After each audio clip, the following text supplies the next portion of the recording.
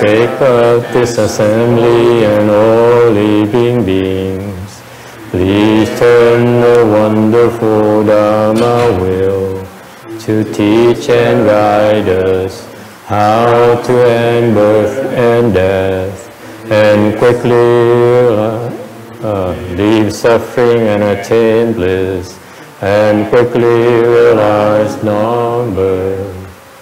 Cung kính đại đức tận thinh, vì thứ pháp hội tất nhớ thiết chúng sanh, tinh tiến diệu vào giáo đạo ngã môn, như á liêu sanh thoát tư ly vô đắc lạc, thâm thiên vô sanh. Homage to the blessed, noble, and perfectly enlightened one. Homage to the blessed, noble, and perfectly enlightened one. Nam mô Saranto Suchedo Ye La Hodi Sam Miao Samputo Xie.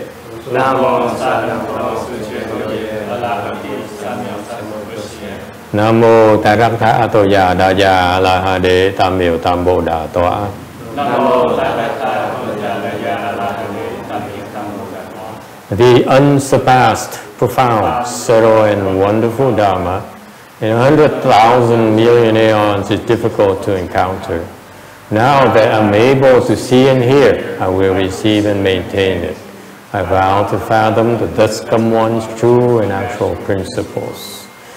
Wu sha shen shen wei miao fa bai qian wan jie nan zao yu wo jin jian wen de shou shi yan jie ru lai shen shi yi.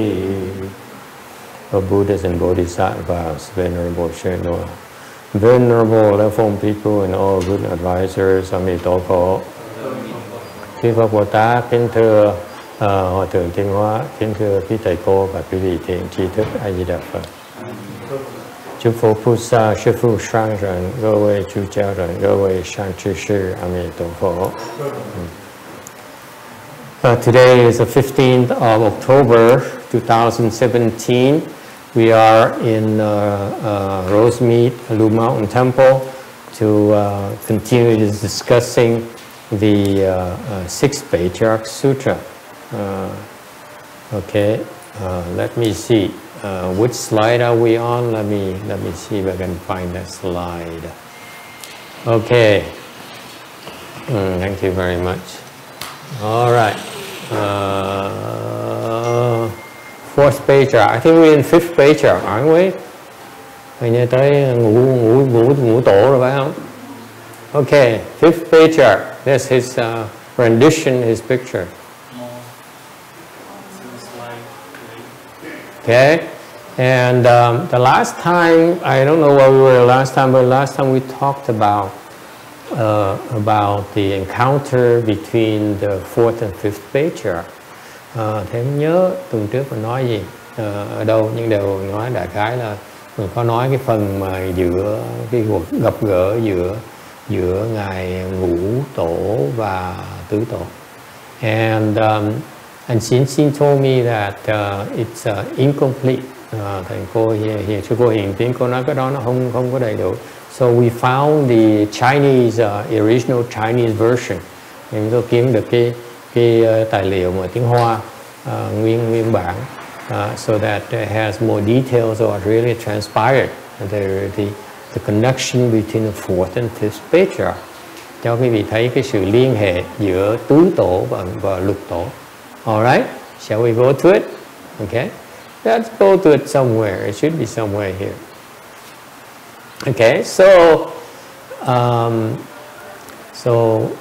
we are on slide 115. This is the latest slides that we updated. Tấm 115. That's from the transmission of the Lamb record. trong cái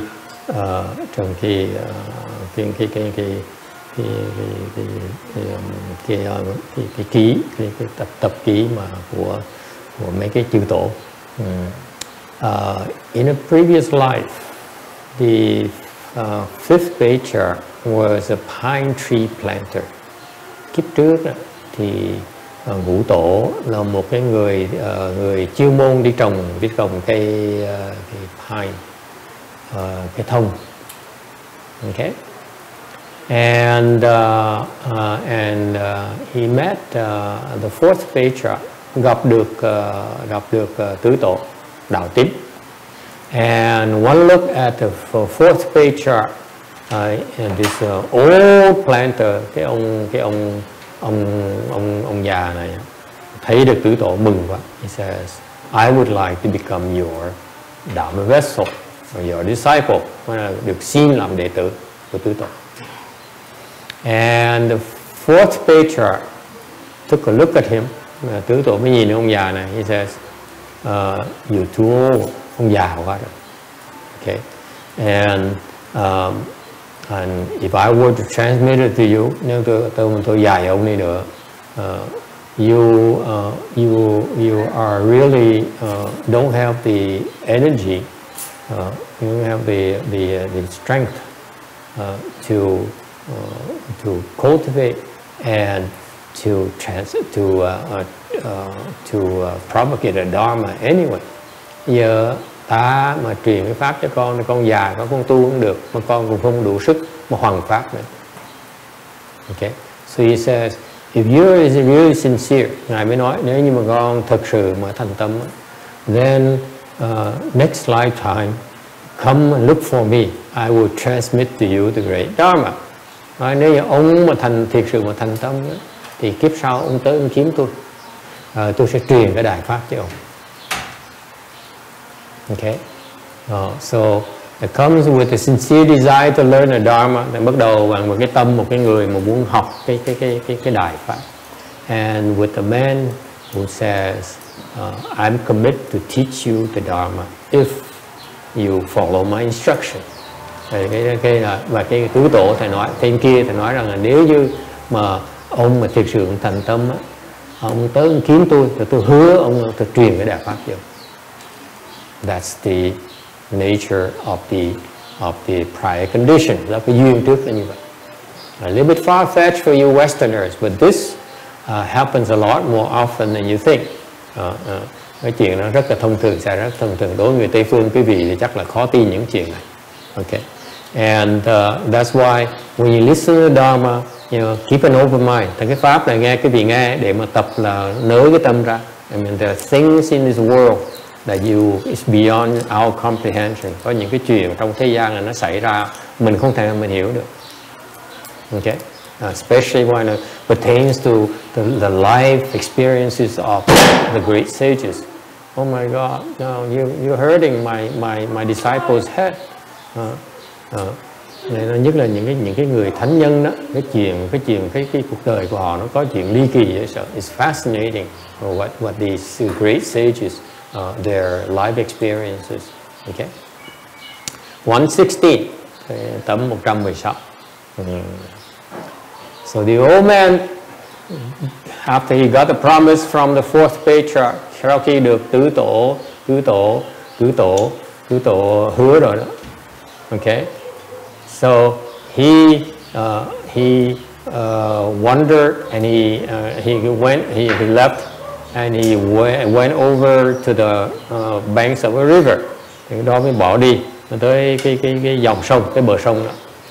He saw a lady washing the clothes. Thấy một cái cô đó đang giặt áo. Okay. By the river, that's what people used to do. Ngày xưa đó, there's no running water, so when you wash your clothes, you go out to the river. Thường ngày xưa không có nước, trong nhà không có nước chảy, thành ra quý vị muốn giặt áo phải ra ngoài sông, ra ngoài hồ mà giặt, ra ngoài giếng mà giặt. Okay, so he looked at her. He says, Miss, can I stay overnight at your home? Thì mới tới, ông già này mới tới xin cái cô đó, cô ơi cô, tối nay cho tôi tá túc được không? And the lady said, no, it's you need to ask my dad because it's his house. Cô này nhìn ông đâu biết ai trời trăng gì đâu dám tới hỏi xin ở nhà. Thì cô mới né đạn mà cô nói là cái chuyện này là ông người ta xin phép cha tôi mới ông mới quyết định được. Okay, so 117 tới 117. So the old man says, okay, but you must first allow me to stay overnight before I go and ask for your dad's permission. Ông già cũng không có nhã, ông nói là thì cô đồng ý tôi trước đi, rồi tôi xin với ba cô sao? Okay. And the lady is looking around. She saw that it's getting dark, and the poor old man would have no place to stay. So she says, "Yes, okay, just go ask my father." Thì cô này nhìn quanh khúc mới thấy trời nó chạng vạng rồi, mà thấy ông già là tội nghiệp, thôi kệ nó. Nói tôi nói qua loa đi là tôi đồng ý, tôi cho ông ở đêm để ông phải hỏi cha tôi đã, cha tôi phải đồng ý tôi mới cho phép. Okay, and after he obtained her consent, the old man left. Rồi sau khi được cái cô đó chấp nhận rồi, chấp thuận rồi, ông già cũng bỏ đi. So far so good. Oh, should I have present? Yeah, that would help. Thank you very much.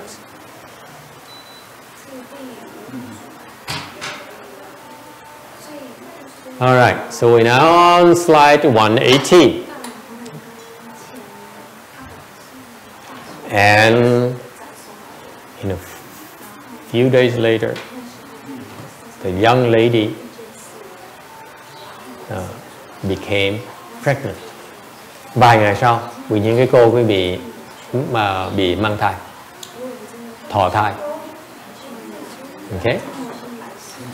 And being that she's unmarried, the parent was so embarrassed. Tại vì cái cô này chưa có gia đình, chưa lập gia đình mà đã có con rồi. Thành cha mẹ cô từ xưa đó, ta kỳ chuyện này lắm, ông cha đuổi cô ra khỏi nhà ngay lập tức. So her father threw out, get out of here, you unvirtuous woman, you're not worthy to be my daughter. Cha nói con là người phụ nữ thiếu đạo đức, con ra khỏi nhà ra, khuất mắt cho ta qua, để nhục nhã vào cái dòng của tôi. You cannot shame my family name. Okay, so threw out, đuổi cô ra khỏi nhà. And being that she has nowhere else to go, vì không có chỗ nào nương tựa, she went to the neighboring village, thì cô phải đi qua tới cái làng bên cạnh. Okay, and to beg for food to survive, qua cái xin ăn xin để mà sinh sống. Alright, any question? Ai thắc mắc gì không? Wow, 119, 119. So, in time, she gave birth to a boy. Sau này, cô sinh ra thằng con trai. And she looked at him as a bad thing in her life, so she decided to throw her son into the river. Thấy cái thằng con trai này, cô thấy tởm, cô nói mày đem biêu dư cái chuyện suối quẩy cho tao. Okay. Back then they believed, if this boy represents all the inauspicious things that the boy ruined her life basically. Rõ ràng thằng con trai nó hại cuộc đời cô. Okay. And so she threw him down into the river. Thành cô quăng cái thằng con trai vào, thằng bé vào cái sông. Okay. And lo and behold, the boy didn't sink. Actually, he is a submerged, surfaced. How do you, is it submerged? Huh? Emerge. What? Emerge. Emerge. Oh, there you go. Emerge. Emerge. Thank you. Let me fix it. I couldn't find that word. My English is getting worse. Could be Alzheimer's. How come I can't fix it? Oh, you can only edit from here. Okay, never mind. Emerge. I know that. I just forgot. That's it. Già lẩm cẩm gì quên hết tiếng Anh. Okay, so the boy emerged. He surfaced, and actually was, instead of being carried by the flow of the river, actually he went against the river. Okay, cái chuyện rất là kỳ lạ. Thằng nhóc á, em bé nó không bị chìm mà nó còn được đi ngược lại cái dòng sông. How is it possible? Huh? You believe it or not? Cái vị tin là không tin? Of course you don't believe. Đương nhiên cái vị không tin rồi. Yeah. Small-minded people. Tâm cái vị rất là eo hẹp. It's very simple, you know. These some river spirits carry the boy up and then, you know, and swim against the river. Cái thần sông á, nó đỡ cái thằng nhóc này xong đi bay gì đó bơi ngược lại dòng sông thôi. What's a big deal? Okay, it could happen. And so the woman saw that, auspicious sign. Thì bà mẹ mới thấy cái này là cái điểm tốt. So okay, she took him back. Thành nhận đứa con lại. Okay, so Chinese, you ask me.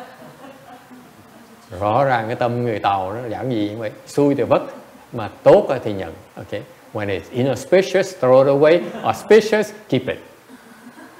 Yes or no? Yeah, you Chinese people. Okay, so she decided to keep the boy and raised him.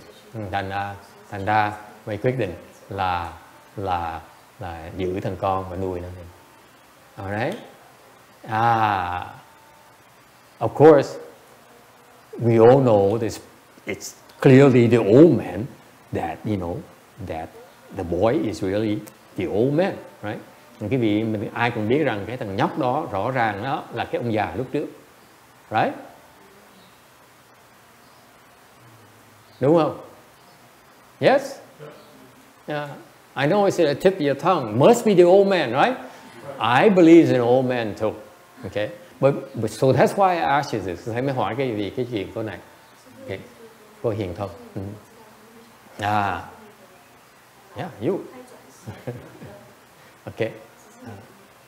How do you feel about the old man going to the ladies and ruin her life like that? Cái gì nghĩ sao? What's so fair about this guy who cultivates and invaded the lady's home and then give her all kinds of trouble? Cái gì nghĩ một cái người tu hành làm những chuyện kỳ cục không? Tu hành xong vào nhà người ta rồi phá hại cuộc đời người ta. How you feel about that? And this will be the future 5th Patriarch. Đây là người ngũ tổ tương lai. Does it bother you? Người thấy khó chịu không khó chịu?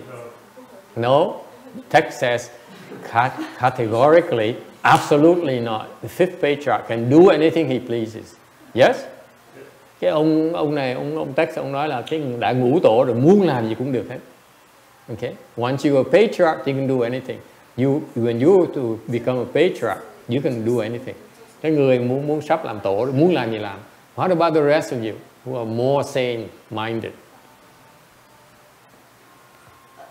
The story would continue with the mother being like a worship, like the Virgin Mary. The Virgin Mary? Yeah, like this lady here is from Catholicism. It says the mother is probably the Virgin Mary. She become a saint, lady saint, and so on. Therefore, it's okay. Thằng cô nói là về cái tinh thần mà bên Thiên Chúa Cơ Đốc giáo thì cô này, cái bà mẹ tương lai sẽ thành Đức Mẫu Marie và sẽ được làm thánh. Don't think so. She disappeared. In the history of Buddhism, she never was even mentioned except for that story. Cái bà này không được làm thánh mà cũng không được nhắc tên luôn nữa. She became a nobody. Okay. Vẫn là vô tông vô tích. Okay. So what's so fair about this? Tại sao nó xảy ra như vậy? What do you think? Thì mình nghĩ sao? Hello there, anyone awake? Ai có thức đấy không? That reminds me. I need a bit of...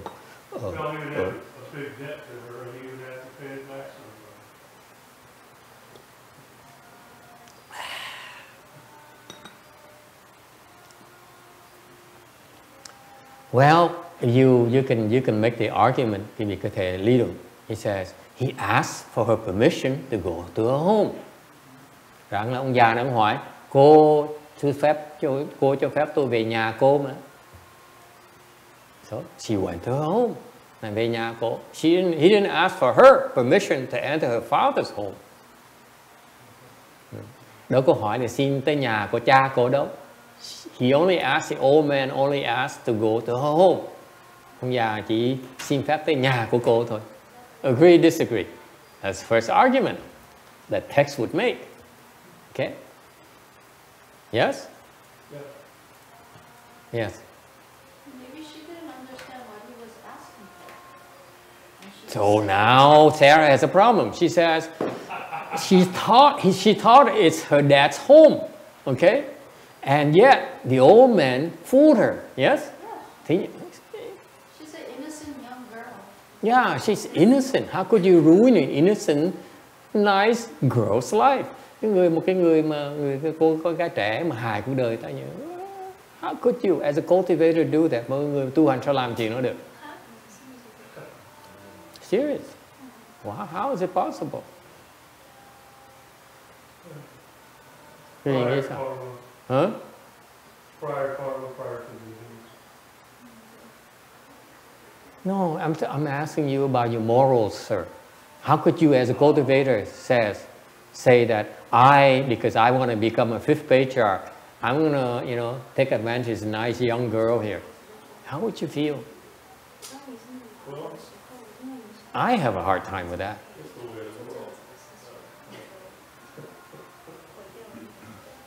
The old man needs a vehicle. Yeah, he needs the condition.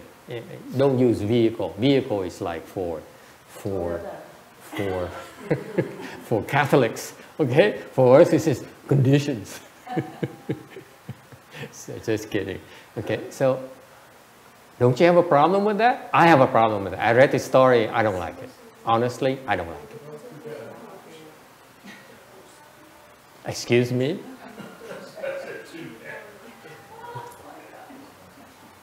Yes, ma'am. I don't like it either. Uh-huh. I don't like it either. I don't think it's fair. I don't care if it's in China, or US, or back then or now. It's still the same thing that applies to me. You do not take advantage of people like that. You can't. Đối với thầy, không biết đời xưa, đời nay, Tàu là Mỹ, không quan trọng. Mình không thể nào lợi dụng người ta như vậy được. Okay? Meaning there's a sovereignty issue. Yes. Yes, John. Could the patriarch have seen that she had a karmic debt she needed to repay and maybe helped her pay that? Maybe. We don't know that. We don't know that. But to me, for the old man to sneak into her like that is not right.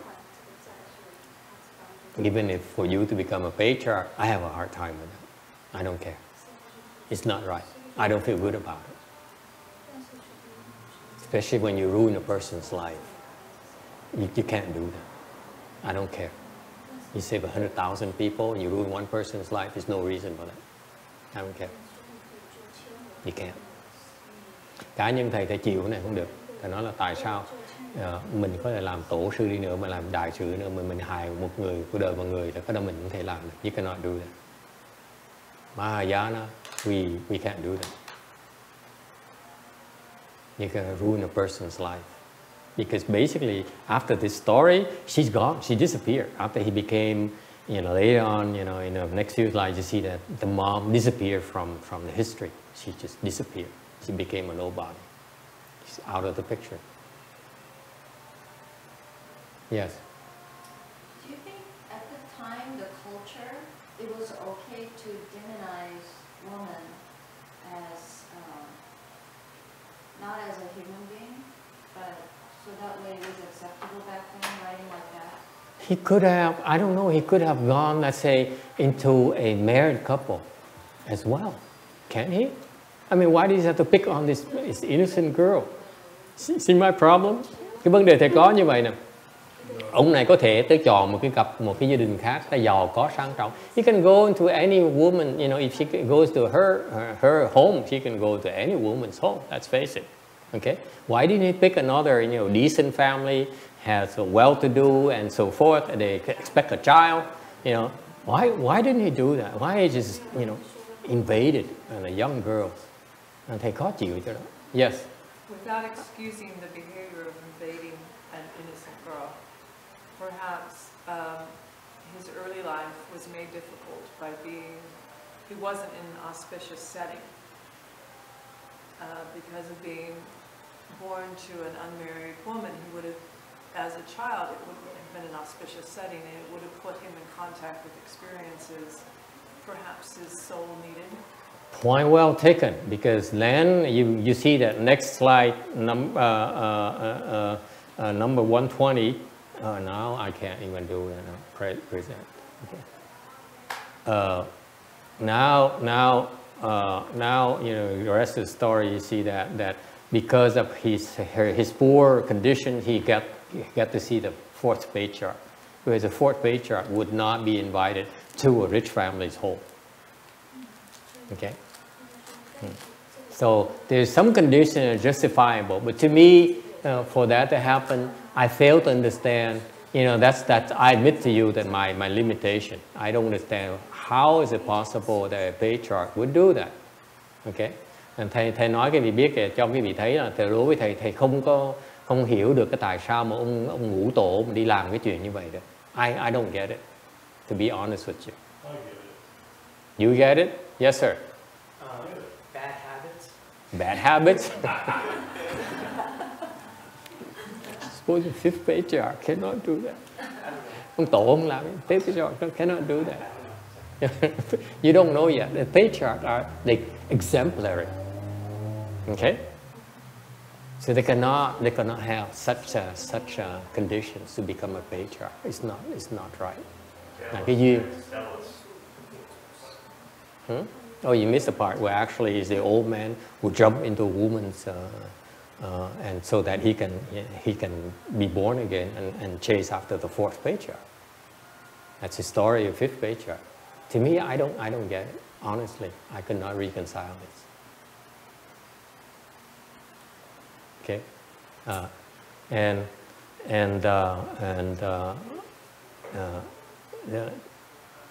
I'm sure, of course, you could say there must be real good conditions. Okay, if there is, okay, we need to make it clear so that people who learn the Dharma from us understand it. You cannot leave it like this. Đối với thầy đó, cái này là cái rất tiếc, là tại vì chắc chắn là có cái nhân duyên của nó, thành nó mới xảy ra được như vậy. Okay, nhưng đều phải nói rõ ra không thôi, sau người ta tưởng là mình mà làm chuyện hời hợt. That's why people think it's okay to do this. Okay, that's my point. Okay, I'm sure there are good reasons for it. Okay, it's not recorded, so I don't know how to explain it to you. No one, even my master didn't explain it. Ngài thầy thì ngài tiếng Hoa không giảng như này. I just bothered me. That's all. All right. So anyway, so continuing, the child has no father, so the village called him the no family name child. Thành ra vì không có cha, thành cái người làng mới gọi đứa nhóc này đặt tên nó là không có họ, thằng nhóc mà không có họ, as his last name. Okay.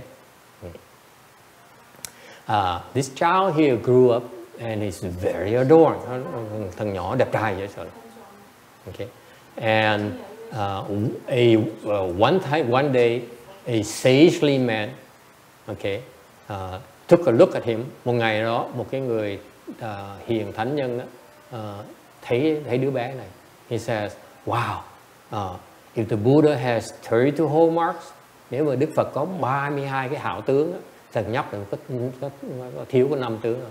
This boy here has only 5 short. It's only 5 short.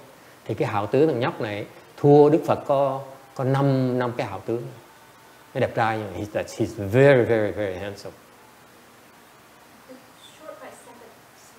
Short by 7? Oh yeah, so that's right. It should be 7. Thiếu 7 cái hảo tướng. Okay? Thank you. So far so good. So the circumstances are very extraordinary. Thì quý vị cái nhân duyên nó rất là phi thường. So one day, okay, this boy here, at the age of 7, met the 4th Patriarch. Đứa bé này, em bé này trưởng thành lên lúc còn 7 tuổi mới gặp tứ tổ. Okay, and the 4th Patriarch took one look at him and said, "Hello, I mean, tứ tổ mới nhìn thằng nhóc này, cái nói, ôi, con là họ gì?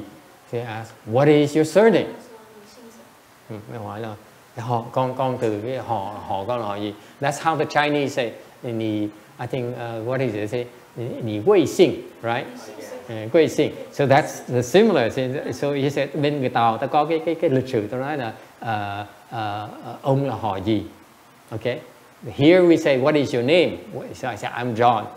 I'm Oregon John. Okay. Tôi là tên John.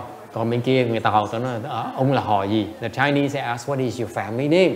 Okay. They don't ask for the first name like over here. Okay. Bên này thì xứ Mỹ mình gọi là cái tên tục của mình. Còn bên người Tàu ta hỏi là tên là họ là gì?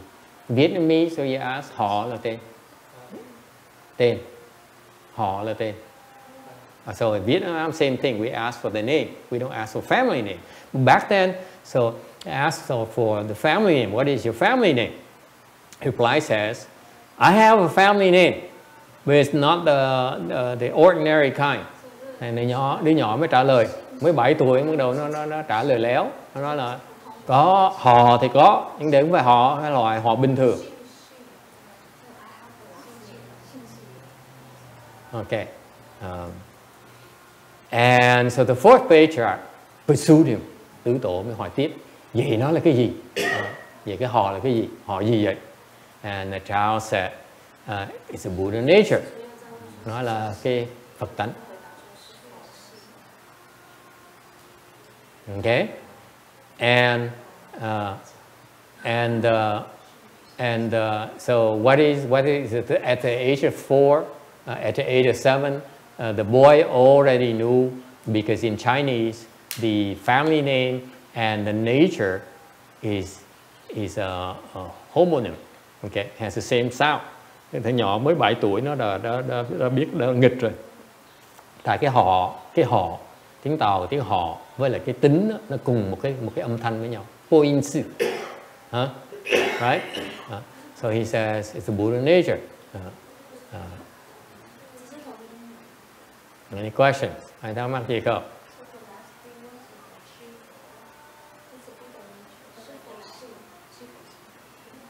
One 22.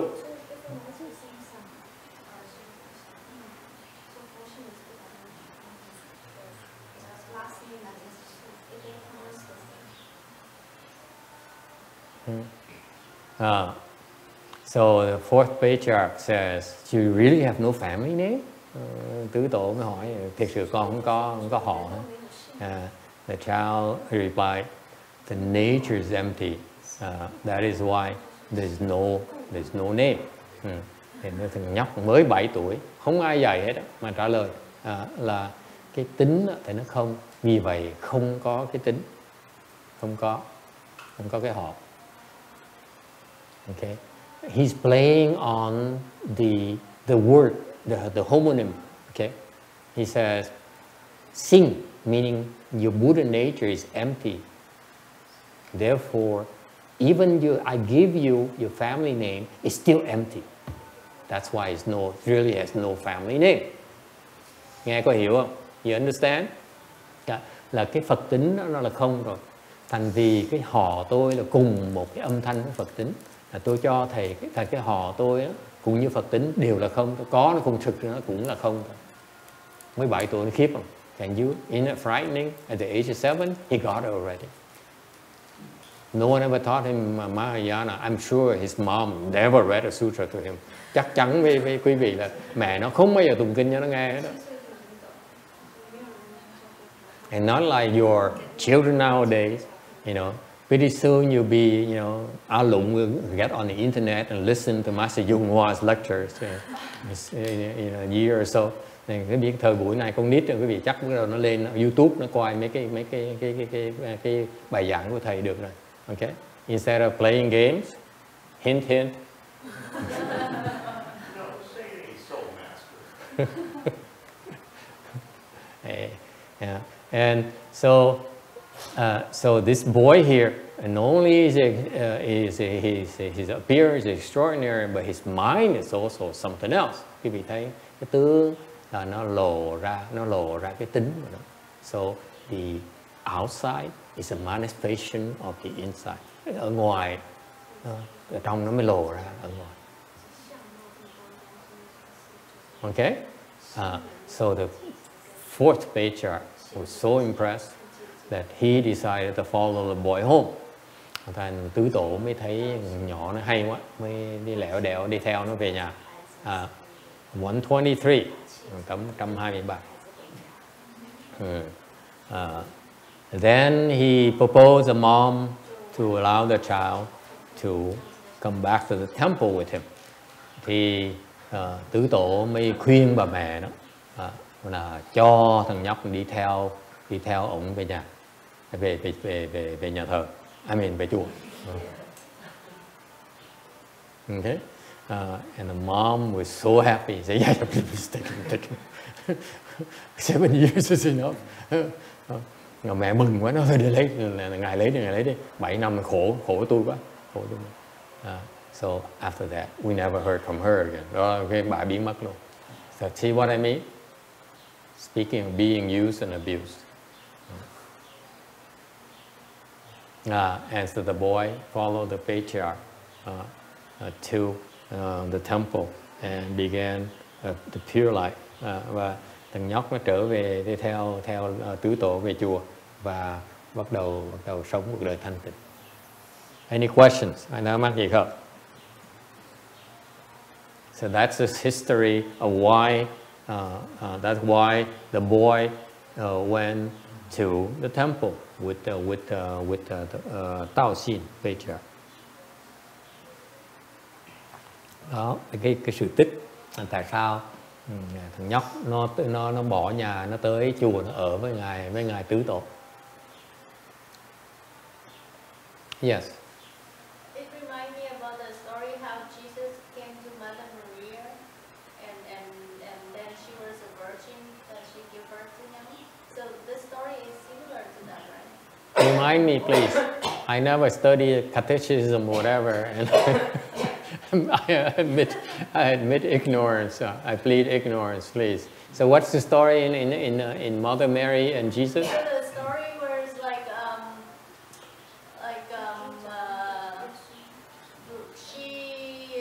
she received some message, and then after that she conceived the boy, and back then she was engaged, but then she never get into a relationship, so she's still considered a virgin.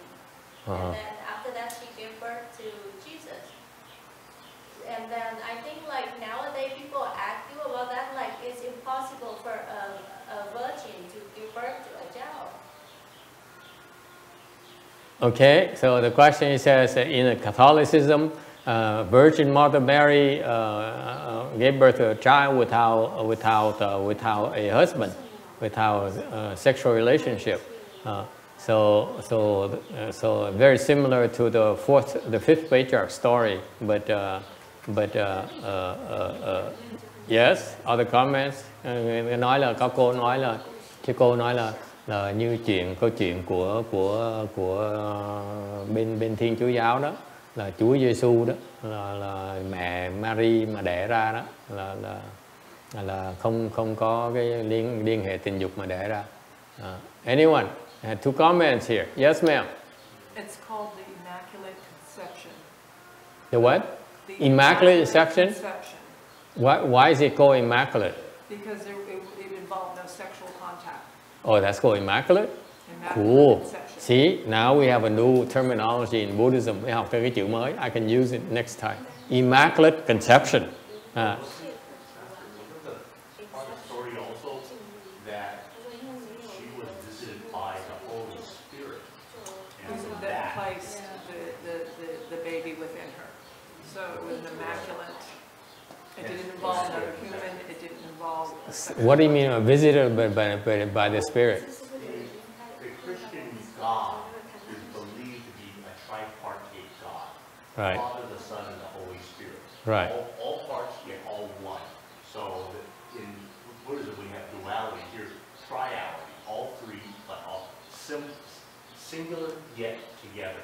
So I that see. the Holy Spirit is what dwells in all of us, which gives us access to the thoughts of the Father.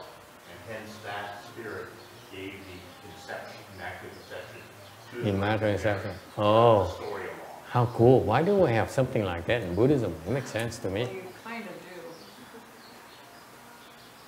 Another point, it seems that he wanted to be, so sad, he wanted to be born to a woman outside of marriage so that he could make the pun of the emptiness of his surname. Right. That was probably, All right. Yeah, it's probably pre-programmed. yeah. Yeah. But still, I still find it hard to accept. Yes, ma'am. I just guess that, you know, in most people's mind, sex is dirty. So therefore, the Holy Mother can never have sex, like the Virgin Mary, the mother of the boy, or even the Buddha's mother. All the conception is something holy, like the elephant would go through her flank or some immaculate things. It's just a version that, okay, it's not the usual way. It's not. Yeah, I It's see. not, I buy that. Yeah, but it's consensual. Not technically not real. I mean, the Holy Spirit visited Virgin Mary and it wasn't consensual actions. Texas, can we move on? Can we move on to this thing? I don't care. I don't care. I don't care. Yeah, can we discuss something intelligently in text? This is no intelligent, nothing intelligent about this. I accepted it already. You guys should move on. Yes? Okay. Master, who was the old man who became the boy? The old man. Who was The old man is just happened to be a cultivator. Okay, he's just cultivated. You know that he has some cultivation. That's why he can breach people's sovereignty. Cái ông già này là ông có công phu, mà ông làm những chuyện đó được. Okay, it's possible. All right. Anyone else? Any other comments? All right, 124, 124. So he stayed in the temple, and by the age of 13, he shaved his head.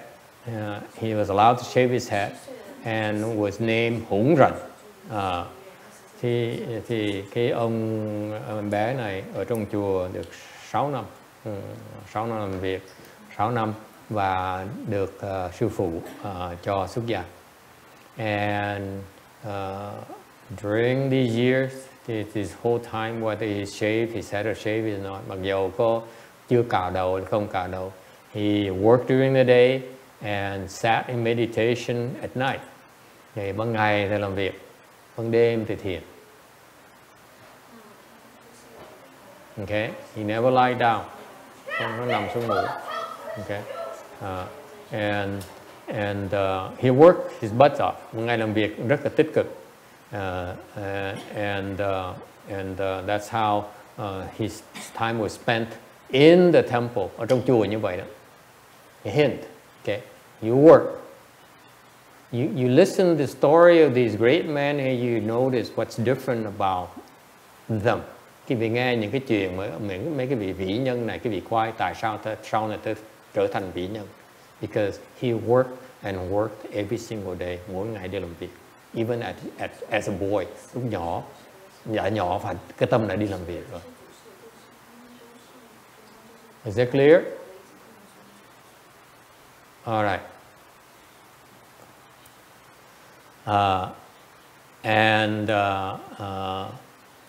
And later, the 4th Patriarch decided he was ready to become a patriarch, so pass it on to him.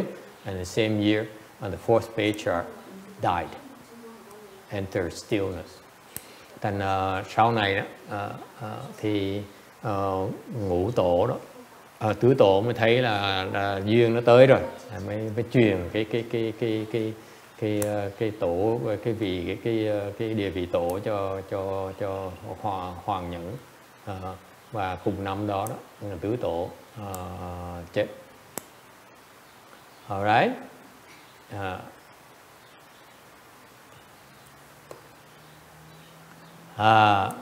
And what's special about this boy here? Đứa nhỏ đặc biệt chỗ nào? 126. He does not have a discriminating mind, unlike the rest of us. Tâm nó không phân biệt như chúng ta. He doesn't speak of right or wrong, không có nói chuyện đúng hay là sai. When people make fun of him and bully him, he never was afflicted. Okay. Khi mà bị người ta hành hạ, ngược đãi thì thằng nhóc này nó không có cãi lại, nó không có đấu. Okay. His demeanor is very calm and quiet. Cái cương cách cái tư cách rất là đàm đạm, nó đầm và ít nói. That reflects in the inner peace that he already attained as a boy. Thành chứng minh cho thấy rằng những người như vậy đó là cái tâm họ rất là an lạc. Okay. Okay. And this is the key here. After a long day's work, những cái này quý vị để ý trên này, những người quý vị sau một ngày làm việc, okay. After sitting after working all day, he did not rest at night. He instead meditated. Okay. Mặc dù cả ngày làm việc, nhưng buổi tối không có nghỉ mà thiền. If you want to make progress quickly, this is what you do.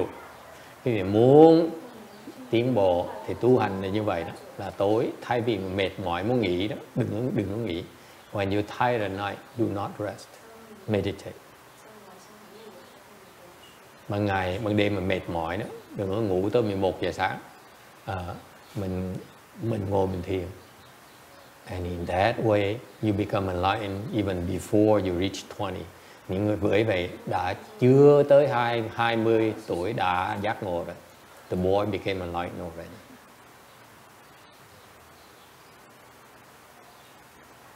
All right? Yes.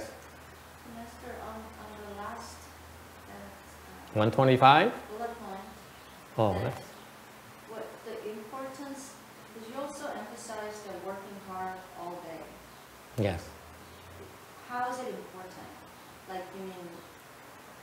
How is it important? A federal worker asked me, có người mà làm việc cho chính phủ hỏi thầy, tại sao làm việc ban ngày phải cần làm việc hết rất là tích cực? The federal worker don't get, how is it I have to work hard during the day at work? Tại sao mình tới làm việc mà làm rất là tích cực? Can I just do enough and earn my pay like everyone else? Mình làm đủ như những người khác thôi. Okay? Yeah.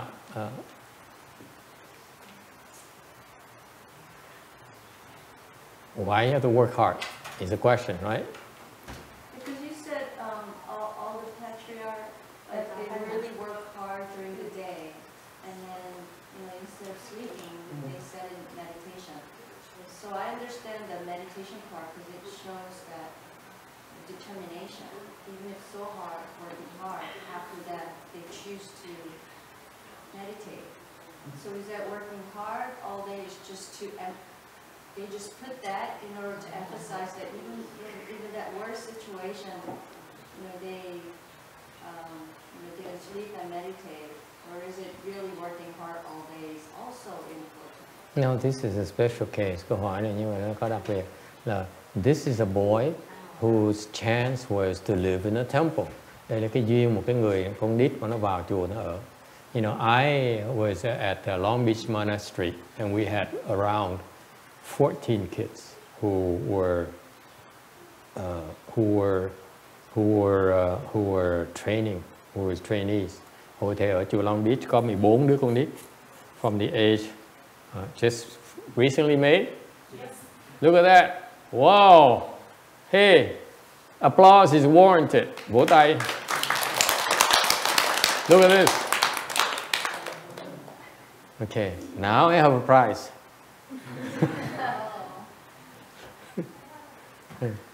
Okay, wait for the next question. Để tôi hỏi câu hỏi. I think of a question and you have to earn it. Yeah. Wow, very nice, huh? Well, look at this. It's very nice. The details are there. Trông đẹp lắm. It's very nice. Master, but I would just feel the federal worker just get it for nothing? Federal worker gets for nothing? Absolutely. Sometimes. So the question is this? The point is this boy here. He worked. Okay. I was at Long Beach Monastery. You know, we have to come devise things to reward them. We ask them to recite the sutras, recite the Hansanai, then we have to reward them. Rồi mấy cái lúc mà thầy ở chùa Long Beach á, dạy mấy cái đứa sa di đó, giúp ông Hồng Trường dạy mấy đứa sa di đó, thì muốn nó tu đó là phải dù nó và cho nó ăn kèo, cho nó đi chơi nó mới chịu tu. It comes into territory. Okay. And whereas this boy here, the fifth patriarch, he just worked. He didn't ask for anything. Ngược lại cái người ngũ tổ này, ngài chỉ làm việc thôi. It shows the level of blessing. Cái đó là chứng minh cho quý vị thấy cái phước báo, trình độ phước báo nó khác nhau. One is the level of blessings of a patriarch. Okay, đây là cái trình độ cái phước báo của một người làm tổ sau này, the future patriarch. That's what he does. And this is versus compared to the level of blessings of a dolphin or a dog, because you need to give them reward to train them. Ngược lại, cái phước báo nó không so sánh cái mấy đứa nhóc kia giống như phước báo của con chó hoặc là cái con cá voi thôi, là tại vì nó phải cần thưởng nó mới chịu tu. You see that? It's a world of different. Một trời một vực không thể nào so sánh được với nhau. You need to understand it right away. Phải thấy cho rõ ràng như vậy. Okay? And so you don't even have to entice him to work. Không cần phải biểu thúc nó phải làm việc, mà tự động nó đi làm việc. Later you see, and that reflects the nature of blessing. Cái đó là chứng minh cho quý vị thấy là phước báo nó lớn như vậy đó. If you have the blessings, naturally you plant blessing. Cái người mà có phước tự động sẽ tạo phước. The people who don't have enough blessings refuse to plant blessing. Cái người không đủ phước, không có chịu trồng phước. You can tell all you want, they're not gonna do it. Nó nghe phải ám cảnh, khuyên con lo trồng phước. Phước làm gì? Sống cực khổ phước làm gì? You just tell your son, go plant your blessing. He said, what are you talking about? I work hard all day. I'm gonna enjoy myself. Okay? That's a difference. That's why naturally these beings, they plant blessings. Tự động mấy người này có cái phước. Why is it important? Tại sao nó quan trọng? You know why it's so critical? Tại sao nó quan trọng chưa nào? You guys hear these stories, you don't get the final point, nghe chuyện nhé, kể chuyện nó hơi hợt như vậy thì ra quý vị cũng hiểu được cái nguyên nhân của nó. You work and plant your blessing, làm việc để trồng phước cái đã. Right? During the day. Làm việc trước. You work first. Trồng phước trước, you plant blessings first. And then what do? Then you're able to meditate. Vì trồng phước trước mới ngồi thiền được. Dễ sợ không? Isn't it fascinating? People always come to and say, I want to meditate. I want to learn the hands and eyes. I want. Cái vị học trò tới chùa này nói nha, tôi muốn thiền, tôi muốn được truyền thủ nhạc, tôi muốn được thầy dạy, tôi muốn tu. Biểu sai đi quét nhà một cái là mặt nhăn như cái bí xị. Cái mặt tôi mà đi, tôi ngon vậy mà biểu tôi đi quét sân, vừa phải thôi. People come here and they say, I want to meditate, I want to learn the hands and eyes, everything, and you tell them, okay, yeah, it's no time yet. Can you go sweep the yard? I say, are you talking to me?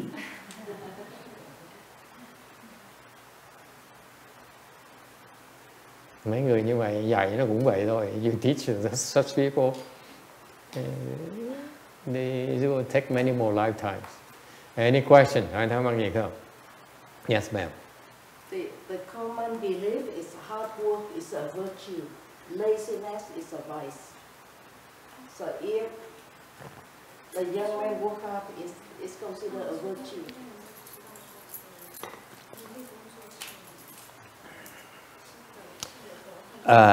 Yeah, you can call it virtue, but there's a practical term you don't understand yet. Before you cultivate, the people who really understand cultivation, the people who cultivated before, in other words, nói cách khác cho quý vị nghe. Cái này câu này cho quý vị thấy đó, không phải cái chuyện nó ngẫu nhiên, là cái người mà khi mà đã tu rồi, tự động người ta trồng phước rồi, ta mới hiểu được, người ta trồng phước rồi ta mới tu được. The people who cultivated before, let me tell you, let you in on the secret. Why some people can sit and cultivate, they can sit there and enter samadhi, just like that, whereas some people sit there and they fidget like crazy. Okay, có những người ngồi thiền một cách nhẹ nhàng, có người ngồi cái là nhăn mặt, nhăn lui nhăn tới, nhích lui nhích tới. Okay, it's because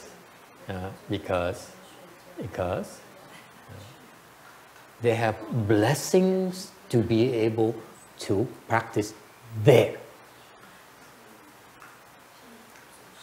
Is it clear? Nghe hiểu không? Là cái vị tại sao có nhiều người ta ngồi được, người ngồi không được, tại vì người ta đã trồng cái phước đó rồi mới có quyền ngồi đó mà thiền. I'm sorry.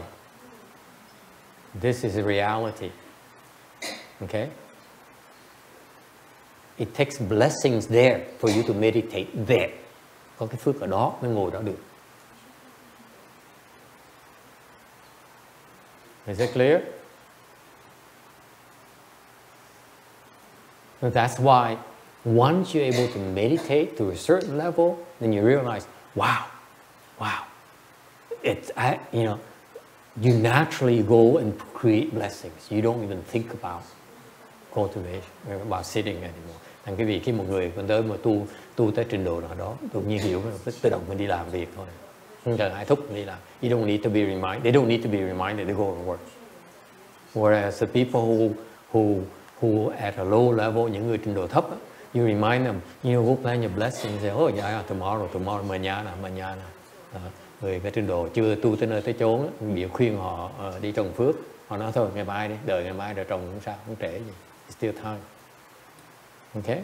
Mañana. What happened to Anna? She left already? Mañana. Okay? All right? So that shows you right there. This boy here was a high-level cultivator already. That's why he worked.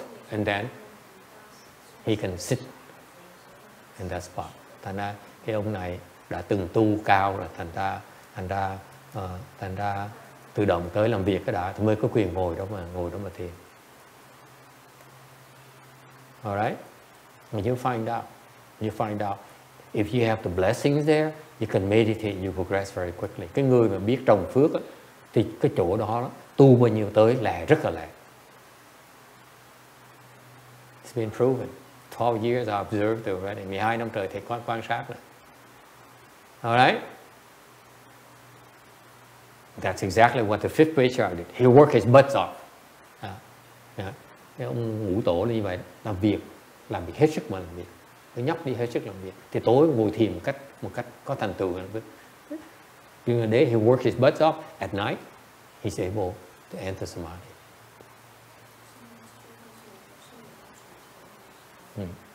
Yes.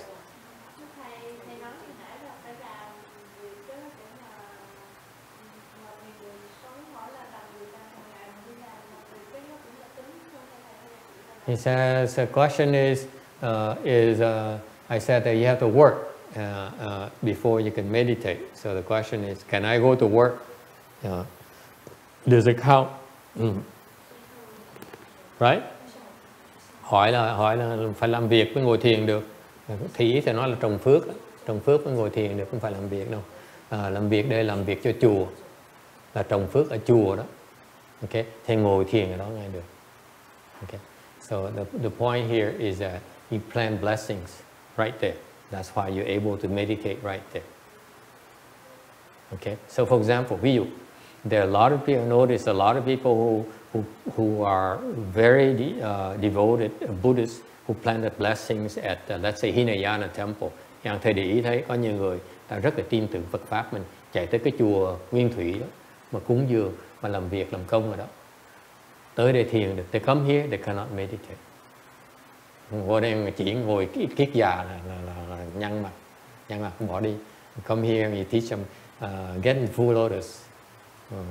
They can't. All right? Any questions? Ai thắc mắc gì không?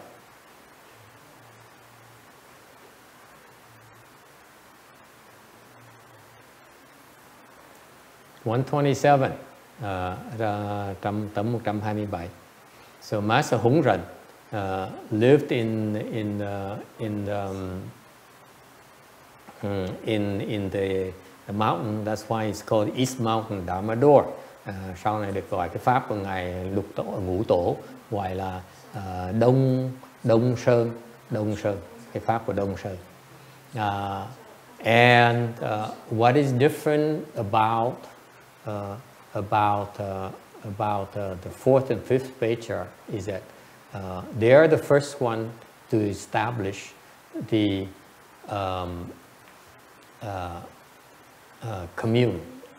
Chan communities. Họ là cái người đầu tiên, tứ tổ với ngũ tổ là người đầu tiên đã thiết lập ra cái thiền viện.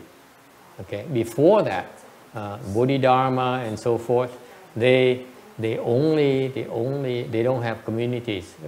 Trước đó cái từ sơ tổ tới tam tổ họ không có cái thiền viện.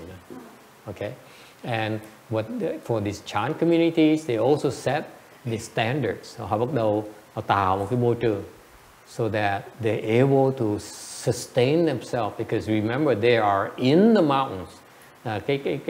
Theo cái lịch sử cho thấy rằng những cái thiền viện này được thiết lập ở trong cái núi đó, thành ra họ phải tự túc bằng cách là họ trồng trọt rồi này nọ. So they need to plant the work, the fields. Okay? 128, 28. And his disciples, and that applies to all levels. Nó đủ cái loại trình độ. At the beginners, you work in order to accrue your blessings, whether you are beginners or advanced level. Trình độ cao tới thấp đều cũng như vậy. We all need to accrue blessings to progress to the next level. Mọi người ai cũng như vậy đó. Thấp là cao, quý vị đều phải tích tụ cái phước báo mình mới có thể tiến bộ tới cái trình độ tiếp được. All right, and Master HongRen disciples were on different have a different skills, different roots. Đệ tử của ngài Hoàng Nhẫn đó, có đủ loại hết đó. They're practice Vinaya, là người thì tu theo giới luật. Okay. Some translator, có người thì dịch kinh từ tiếng Phạn ra tiếng Tàu. Some practice reciting Buddha's name, người thì theo pháp môn tịnh độ. Okay. All right. So he has, meaning that he has control, he has mastered all the Dharma doors. Mình chứng minh cái vị thế là ngũ tổ đã thông đạt hết tất cả những cái pháp này. Okay.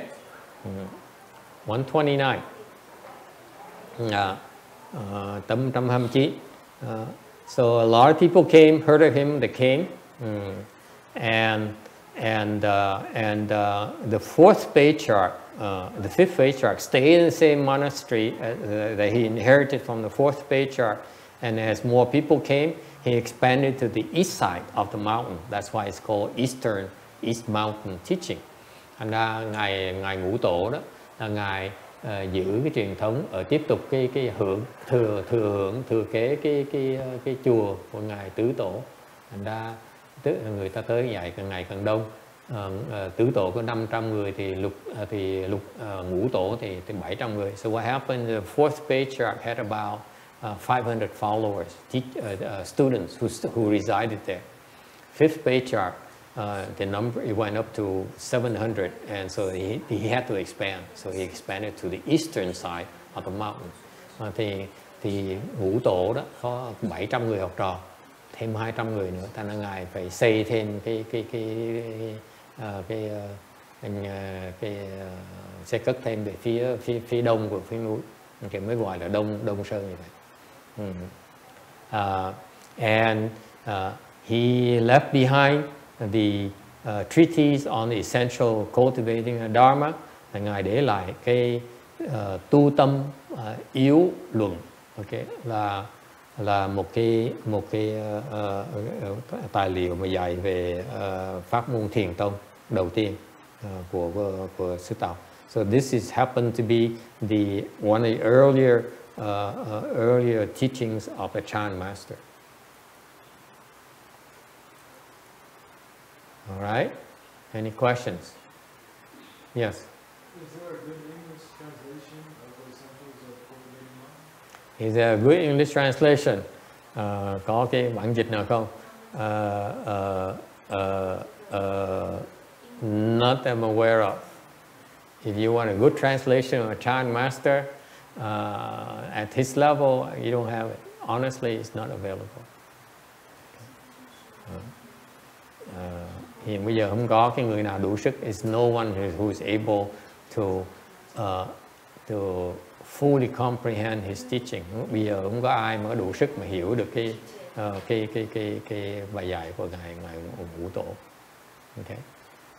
Once you hear of a person who can teach, Vinaya to the boy never learned Vinaya. Come on, quý vị thấy không? Cái chuyện cái người là phi thường lắm. Bao giờ ai dạy luật đâu? He just meditated. He worked all day and then he meditated at night. Cái người này, em bé này, ban ngày làm việc, ban đêm ngồi thiền, đâu có học thiền, đi học. He didn't go to, he didn't take Chinese classes or English classes. Okay, không có thì đi học lớp gì hết á. Alright, and yet he can master Vinaya, mà giờ biết luật Vinaya, which is the precepts, study the precepts or the rules of morality. He can master the Pure Land, rồi còn hiểu được cái Tịnh Độ Tông nữa. Okay, of course, being meditator, he mastered Chan as well. Đương nhiên cái người này thiền rồi. Okay, thiền là thành ra hiểu thiền luôn nữa. Okay, I don't know about không nào tantric, không biết về cái mật tông có biết không. So you know that his level is very high. Quý vị thấy trình độ cao như sợ. Okay. 130. 130. I'm glad you asked. I will include one excerpt from his teaching. Thành ra có người hỏi thầy là có bản dịch thì nói trời ơi như thầy không có, nhưng để có một cái trích ra một cái lời dạy của ngài. Okay. He says, cultivators must know of your original substance. Cái người tu đó phải biết là phải nhận ra được cái bổn thể của mình. Okay. He continued. The body and mind are originally pure. Thân và tâm đó vốn là thanh tịnh. Okay. Not produced, not destroyed. Không sinh, không diệt. And is devoid of discrimination, và không có cái sự phân biệt. Okay. The perfected self-nature and the pure mind are your fundamental teacher. Cái bản tính cái vị đó nó viên mãn và cái tâm cái vị nó thanh tịnh, đó là cái bổn sư của cái vị. And that if you can do that, it's better than to be mindful of the Buddha or the 10th direction. Nếu cái vị được như vậy đó, thì cái đó nó còn hơn là niệm thập phương chư Phật.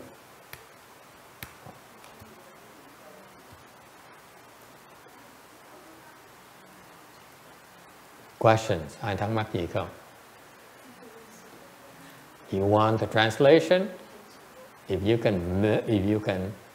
you memorize this, you practice according to this, you will become enlightened. Quý vị mình nhớ thuộc lòng cái này, mà quý vị tu theo hiểu tới cái trình độ được hiểu được cái này là quý vị sẽ đắc được giác ngộ. Okay. When you do a luân, you do a shastra, you do a treatise, okay, usually it's concepts. There's no details on how to execute. Cái vấn đề khi mà quý vị mà biên mà soạn cái luận đó, cái luận là chỉ nói lý thuyết thôi, quý vị không dạy cái việc cái phương pháp để mà làm. Okay. Shastras rarely have exact description of the steps you need to do. Okay, they only talk about these types of things. Cái luận nó thường nó nói về cái lý thôi, chứ không bàn về cái sự. Okay.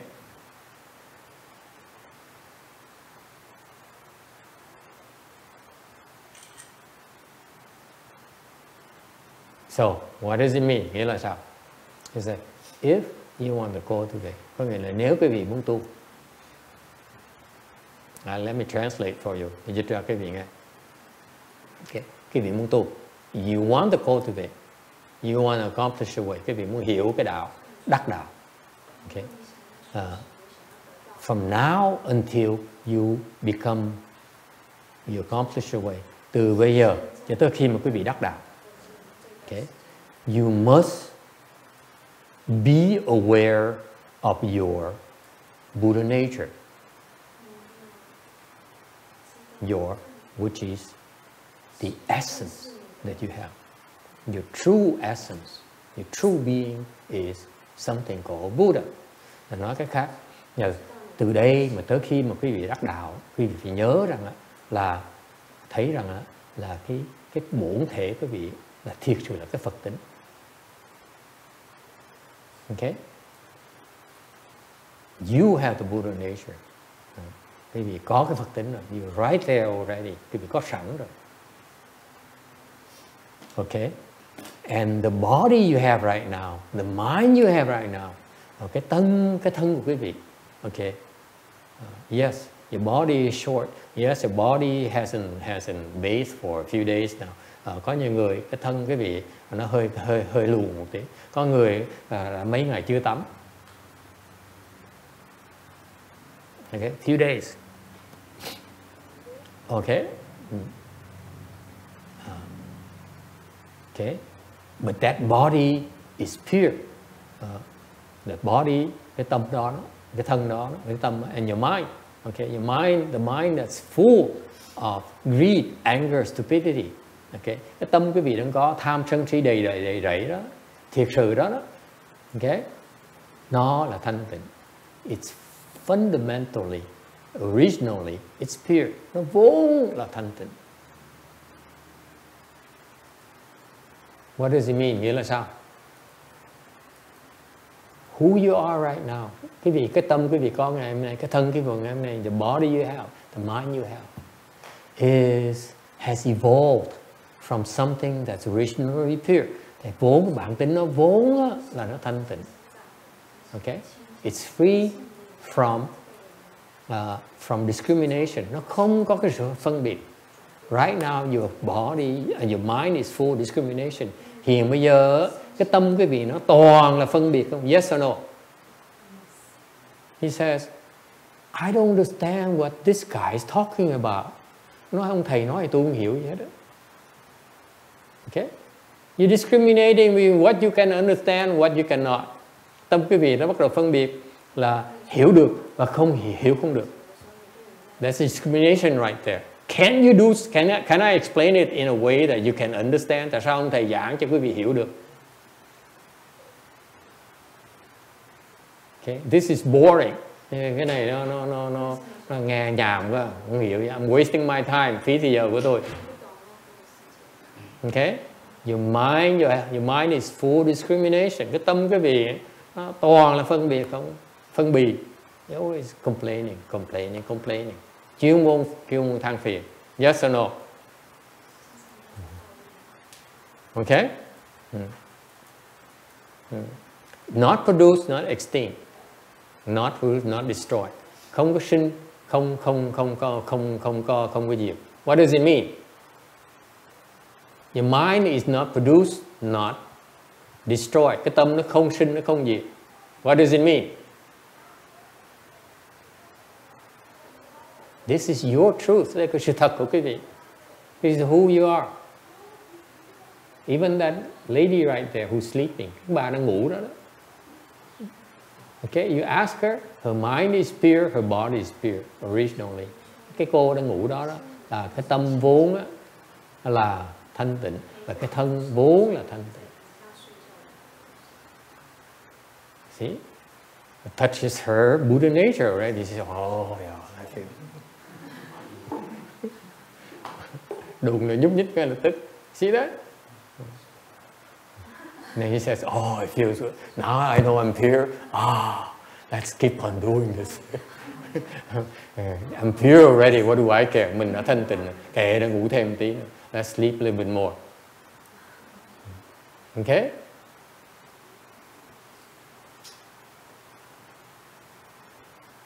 Your mind is not produced. Your mind is not destroyed. Cái tâm quý vị.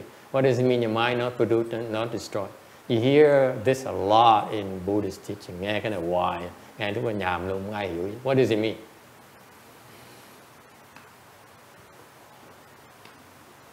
Nghĩa là sao? Có ai biết không? Yes, sir.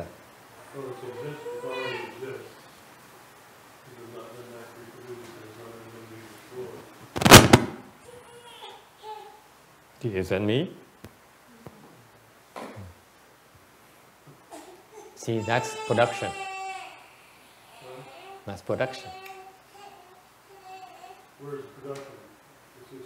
Is that me? Is that me? That's production.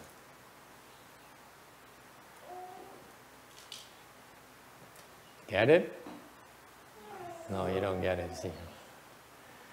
Oh God, why me? That's production again. You get it? You understand? Production, destruction. What does it mean? Production, a thought arises. That's called production. Sinh là cái tư tưởng nó khởi lên. He says, I don't like it. Tôi không thích. I don't like it. Okay? Or some of my better students hoặc mấy học trò mà thầy cưng hơn, I like it. Học trò cưng của thầy nói là con thích. Catholic says, so Buddhist. Thì giáo nói đồ Phật tử lộn xộn. Jesus will save you. Jesus sẽ cứu cho con. That's production. Huh? You understand? Yeah. That's production. Jesus will save you. Okay? That's production. Got it? Yes. In yoga philosophy, they use the term attraction aversion, the fluctuation of the mind. Is this the same thought? No. Fluctuation. You have thoughts arising and morphing and all kinds of things. Is confusion. What they're describing is confusion. In Buddhism, very clear. We deal with every single thought that arises is called production. So every single time you blink an eye, okay, in that span of time, the Buddha says, in that span of time, you have give rise to how many thoughts you think. Bên Phật giáo mình nó chính xác vậy sợ thưa quý vị. Đức Phật nói đó, khi mà quý vị nháy mắt thôi đó, okay, là quý vị biết bao nhiêu cái tư tưởng nó khởi lên. You know how many thoughts arise within your blinking an eye? Thousands. 10,000. You know, I'm aware of that. It's not even fluctuation. It's confusion. 10,000 is unmanageable. Okay? Nổi trong một tích tắc thôi là cái tư tưởng quý vị nó khởi lên cả 10.000 cái tư tưởng, cả 10.000 tư tưởng. Thành ra không thể nào nói là không thể nói là cái biến chuyển, mà nói là cái đó là loạn xạ. It's confusion, total, utter confusion, chaos. Your mind is chaos, để cái tâm quý vị đó nó loạn xạ. You just don't see it. You can't even see that within a split second you have 10,000 thoughts that arise. Nổi trong một cái tích tắc thôi là quý vị có 1.000 cái tư tưởng nó khởi lên. Quý vị không biết, you can't even see it. The Buddha can see it, Phật thấy được. Nó là cool. That's how fast the Buddha's mind is. Cái tâm của Phật nó sáng như vậy đó. Nhất cái biết này. Can't even go that fast enough. Nhất cũng làm được luôn. Okay? It's maddening. It's how much chaos we have in our mind. Cái tâm chúng ta nó loạn xạ như vậy. Okay? Not destroyed. If it's not produced, then it's not destroyed. Nó không sinh thì không có diệt. Dạng gì như vậy đó. If the thought doesn't arise, then it doesn't die. So the point is not to make it arise. Don't let it produce. Don't let it arise. Đừng nó khởi lên thì nó tự động nó không có diệt. So far so good. What about your body? Your body is not produced, not extinct, and devoid of discrimination. Cái thân quý vị nó cũng không sanh không diệt, cũng không có sự phân biệt.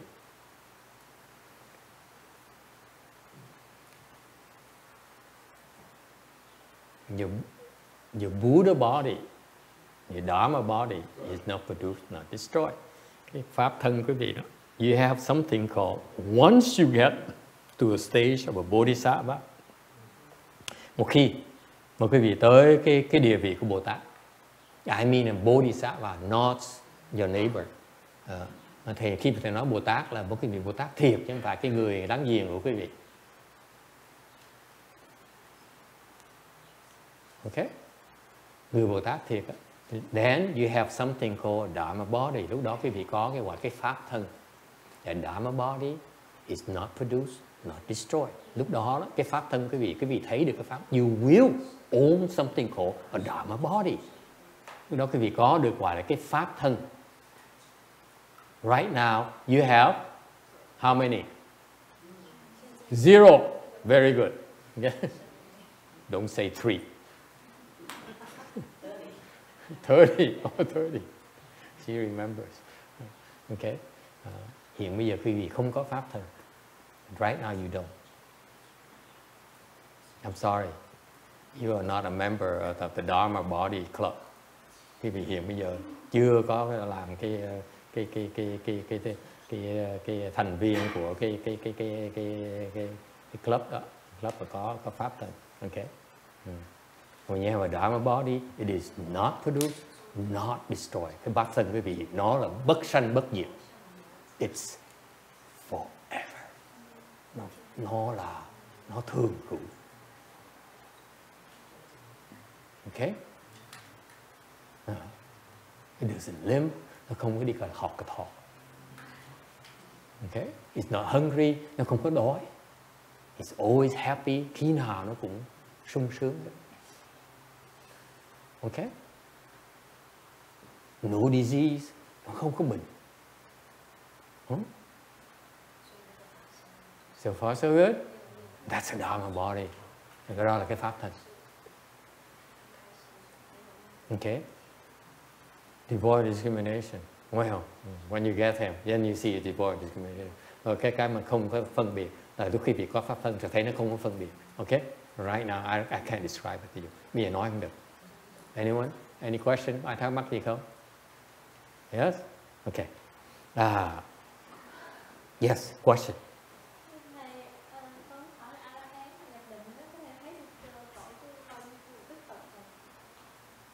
Nhập định thấy được gì? Không thấy được. Không thấy được.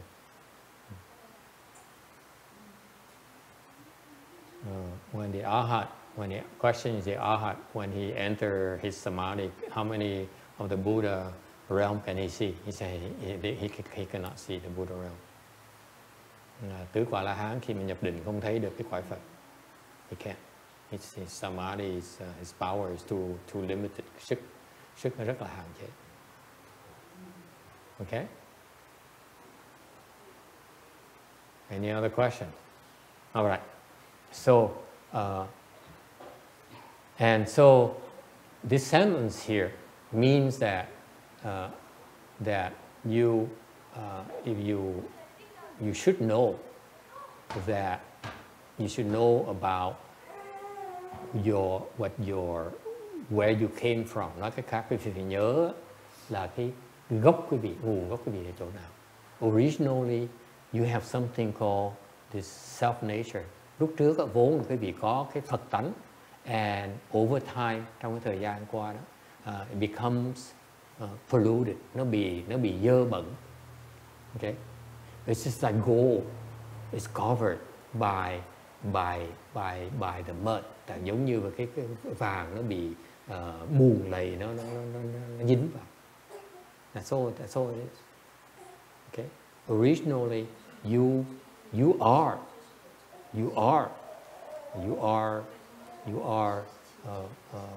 extraordinary. Quý vị vốn là rất là đặc biệt, rất là phi thường.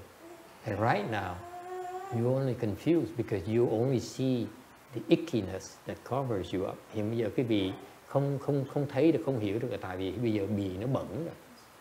Okay? You're confused right now. Your mind is full of production and destruction. Tâm quý vị nó khởi tưng hoài. Okay? Chuyên môn nó phân biệt.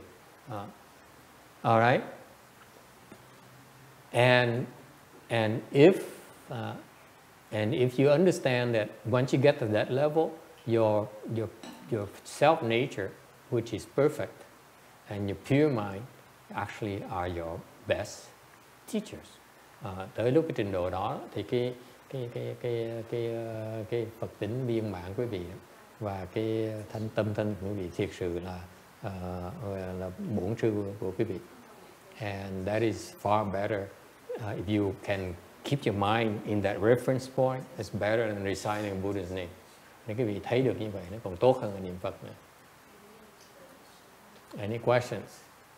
Yes, sir. Does that mean another way we do the Buddha nature is our fundamental teacher? Is that the same?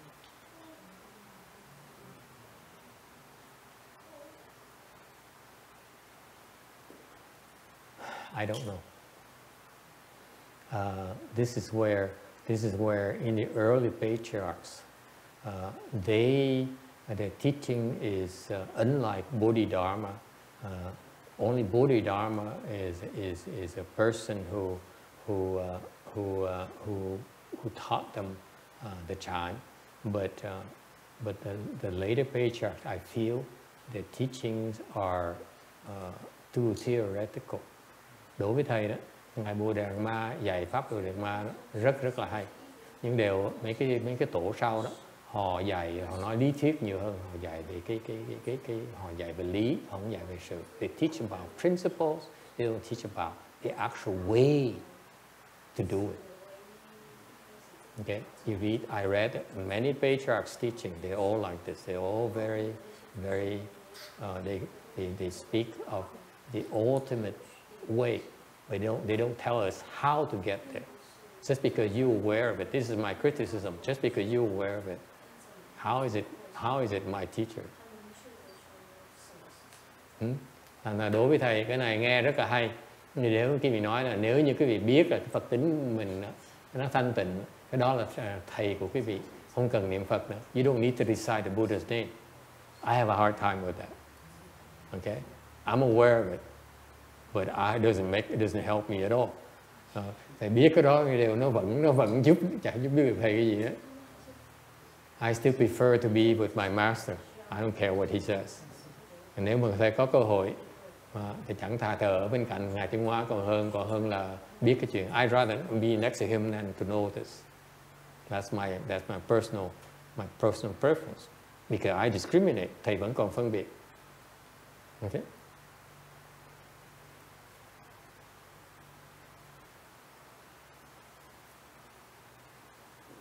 Questions? Ai thắc mắc gì không? That's one of the reasons why there's no translation. Too theoretical. Toàn lý không, không có sự. All right.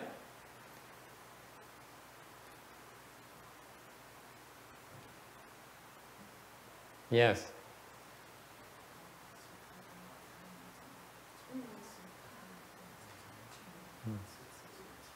Đại声一点。请问师父，我想问的是，怎么样让自己的心尽可能的保持清净？因为我知道是很难做到，法师都很难做到清净。怎么样尽可能的做到清净，然后尽量不起分别心？是不是就是念一句佛号，有时候是非常有作用？还有什么其他的方法？ Okay. So the question she asks is that if the objective is to purify your mind, so what do I need to do to purify your mind? Is that I recite the Buddha's name, or what do I need to do to purify my mind to bring to the point where actually my mind has no more production, no more destruction, right? Along that line. Yes? Thì nghe cái cô này hỏi tiếng Tàu thì đoán là cô ý cô nói là bây giờ nếu mục tiêu mình tu đó, mình tới cái trạng thái mình hoàn toàn thanh tịnh thì mình cần làm cái gì để mình tới đó được, mình có thể niệm Phật hay làm gì. Ok. So she stressed that she knows it's difficult, but how do you do it like the best you can? Right. So how do you do it? Làm sao bây giờ? Okay. That is not here. It's not contained here in this treatise. They only talk about, usually the early patriarchs' teachings, they only talk about the concept of what it's supposed to be, but they don't really lack the details on how to get there. So it's only reserved to the direct guidance of specific individuals. Thành ra, ngày xưa đó, mấy vị tổ sư là dạy toàn là lý thuyết không? Ta nói là cái lý là quý vị phải tới cái Phật tính quý vị như vậy, phải cần cái trạng thái của cái đạo đắc đạo là như vậy. Nhưng điều họ không có cái chi tiết là mà tới đó, muốn tới đó phải được có cái sự ông thầy ông dẫn dắt cho. Okay, you need to have direct guidance of a teacher for you to get there, and it's not documented, nó không có biên xuống. Okay, and that is called mind siêu dharma. Cái đó gọi là cái tâm ấn.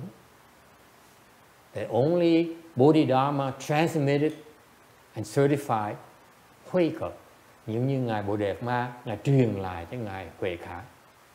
Okay, how? By, I'm answering her question. Thầy trả lời cô này. By, translate for her.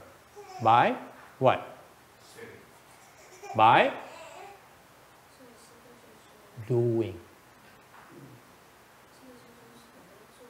Remember Bodhidharma when he sat there for 9 years in a wall. Remember, các vị nhớ không? Ngài Bodhidharma ngồi xoay vào tường 9 năm trời. What did Huayca do? Knelt behind him, not sat, knelt behind him, quỳ xuống 9 năm trời.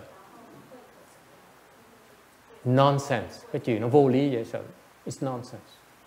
You ask any of you who's willing to kneel 9 years behind Bodhidharma, ai sẵn sàng quỳ 9 năm sau ngài Bodhidharma? Raise your hands, please. See, I rest my case. See? Thấy không? Không ai muốn chịu làm hết đó. Bác sĩ có chịu làm không? Hell no, right? Sức mấy mà làm, vừa phải thôi. Yeah, 9 years. You can look give a dirty looks all the time. You gonna give up, man? Huh? Are you gonna give up? Hey, boy, you gonna give up? See? And that is called Dharma seal. Cái đó gọi là pháp tâm ấn, thưa quý vị.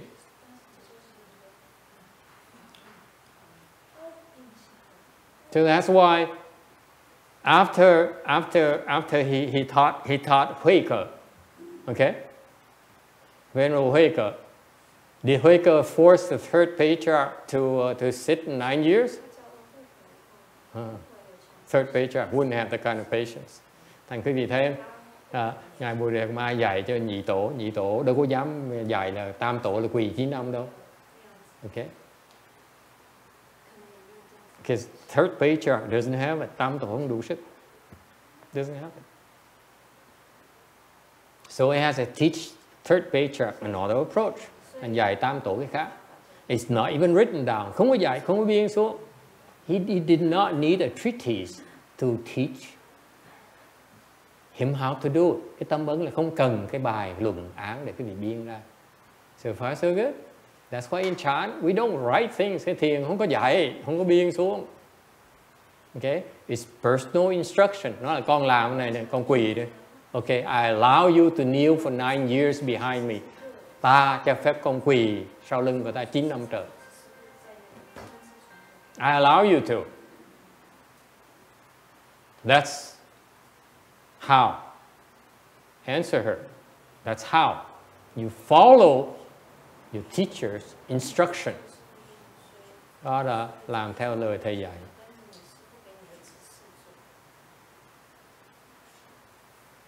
Which doesn't make sense to you at all. Mà hoàn toàn không có lý. You think Huayca sits knelt there for 9 years and he says, oh my God, what am I doing? What am I doing? Thầy cam đoan cái vị ngài Huệ Khả đó, khi mà quỳ 9 năm trời đó, là ngày nào cũng thang lên thang xuống. Tại sao mình làm gì đây? How much longer do I have to do this? Còn bao lâu nữa? Agree, disagree?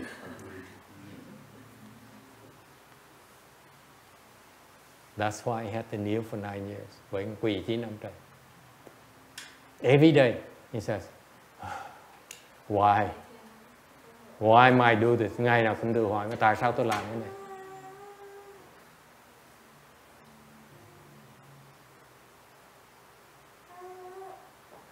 Okay? What happened in 9 years? Sau 10 năm, after 9 years, what happened? Sau 9 năm, what happened? He stopped asking. He doesn't ask anymore. Không còn hỏi nữa luôn. He knelt there until he stopped asking himself, why am I doing this? 9 năm trời mới hết tự hỏi, tại sao tôi quỳ để làm cái gì? 9 years it took him to get rid of that thought. 9 năm trời mới hết cái tư tưởng. You get it? That's how stupid second patriarch was. I mean, excuse me. That's how long it took. Nó khó như vậy đó. 9 years. No more thought arises. Why? Why? Tại sao? Right? This man here says, why is it that way? Why can't I understand it? Right? Why can't I get it? Why do I have to do this? Tại sao con không hiểu? Tại sao con phải làm như vậy? Why? 9 years. And he says, whoop, 9 years. No more. No more thought. 9 năm rồi mới hết cái tư tưởng đó. Dễ sợ không? No more thoughts. It just knelt. That's why then the Bodhidharma had to come back and say, what are you doing here? Khi mà nó hết rồi, cái Bodhidharma quay ngược lại, mày làm gì ở đây? Chứ còn khởi lên nó không thèm nói. You know that? You go back to my lecture, the early lecture, you see, he knelt for 9 years, he didn't say anything. Bodhidharma didn't say anything. And one day he turned out, what are you doing? Because he stopped asking himself. Quý vị hiểu chưa? Ngài Bodhidharma tới cười cái chuyện, quý vị coi lại chứ coi. Ngài Bodhidharma 9 năm trước là không thèm nói chuyện, không thèm nói một tiếng, không thèm đếm xỉa. Tại sao? Thằng nhóc này cứ, tại sao? Why am I doing this? Why did he just pass pass the wind? What is it? Did he fart or something like that? He's full of thought. Cái ông này ông quỳ mà cái từ nó nhảy tưng. Okay? I'm so hungry. My legs are hurting. You know, why am I doing this? Tôi đói bụng quá, tôi khát quá, tôi cần đi tiểu này nó. Nó khởi lum la, ông ngồi làm lờ. Okay? When you mind it like that, Bodhidharma says, eventually you leave. I don't need to do anything. Nó làm như vậy mình làm lơ được, tại sao cuối cùng nó sẽ bỏ cuộc? He eventually will leave, right? You would leave. Huh? Yes? So Bodhidharma said, why to do anything? Let him leave. Let him be. Để cho nó tự động nó bỏ nó đi. And as soon as Huaker, Shen Guang, stop thinking, stop bitching about it, Bodhidharma said, he's not leaving. Rồi khi mà thần Quang á, là không có khởi tư tưởng nữa thì Bodhidharma mới sợ. Bây giờ nó không bỏ đi rồi. Thôi, nguy tới nơi.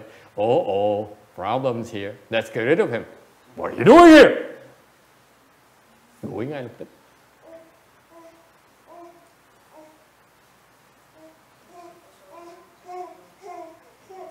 You get it? That's why.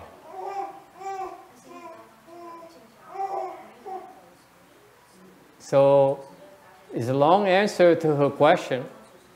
Câu trả lời hơi dông dài đi, thầy xin lỗi. She says, what do I need to do to get to the point where my mind is pure, meaning my mind has no more thoughts? Thành ra câu hỏi là tôi cần làm cái gì để tới khi mà cái tâm tôi nó tâm không khởi nữa. Okay? What do you need to do? If you listen to, watch how the Bodhidharma taught Huaker, okay, and how the 5th Patriarch became the 5th Patriarch, you notice one thing, one common thread. Quý vị nhìn quan sát, Ngài Bodhidharma dạy nhị tổ, Ngài tứ tổ dạy ngũ tổ, nó cùng chung một cái. And when 5th Patriarch taught the 6th Patriarch, tới ngũ tổ dạy lục tổ, cũng chừng đó thôi. What's the similarity? Common denominator. What is the common denominator? Chung cái giống như gì? Yes sir. Working hard, làm việc. Sư cô già. Anyway. Serve the master, làm việc cho thầy. Yes? Anyone? Did it one-on-one. So that's why none of our business. Chuyện người ta không có chuyện mình. What's the same thing? What's the common denominator? Yes, Sarah. Not quitting, đừng có bỏ cuộc. Okay? Stop thinking, bớt suy nghĩ. Kim Điền. Okay, never mind. Hey boy. Oh, he's not listening. What's the common denominator? What is it? Huh? Hey boy, don't know? Okay, go back to your games. Huh? Anyone?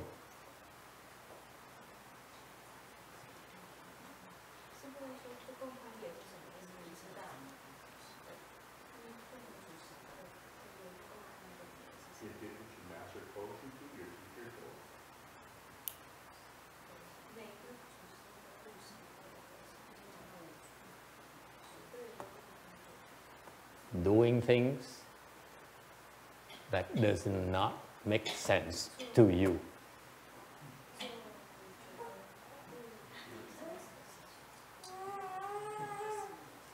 Làm cái chuyện nó vô lý.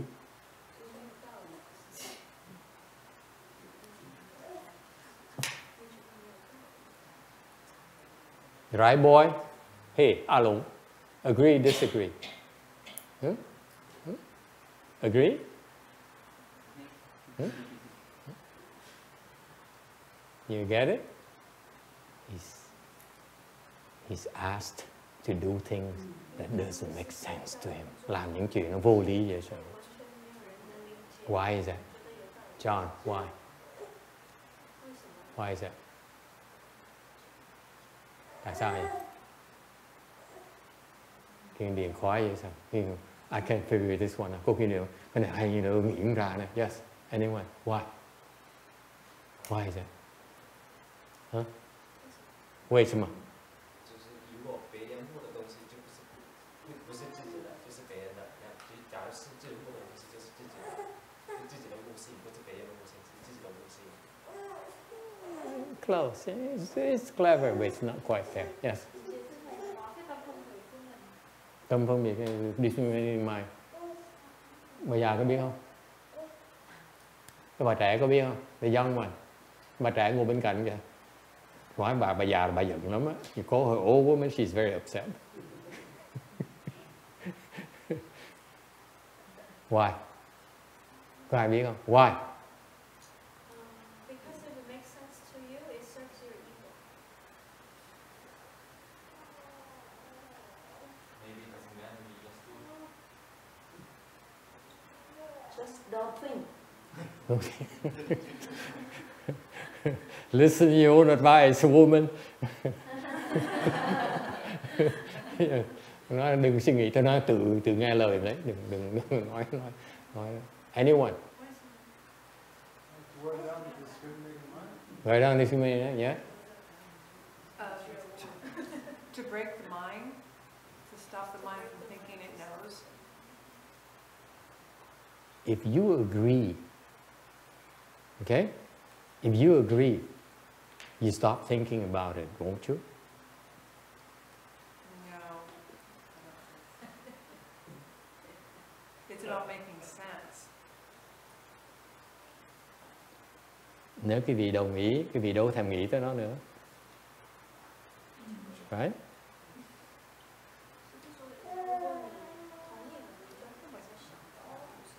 Thì chứ可以放下了。对不对？ If you agree, you say, oh, that's easy, no problem.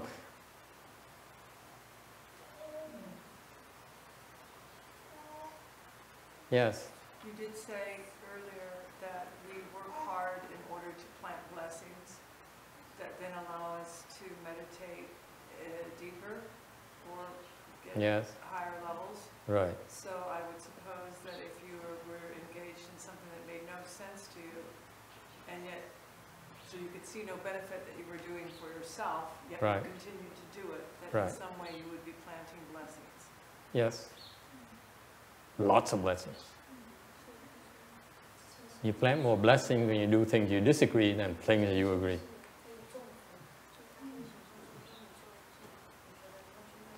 Trồng phước á, mà làm cái chuyện mà mình không đồng ý, trồng phước có nhiều hơn là làm chuyện mình đồng ý, mình trồng phước ít hơn nhiều. Okay?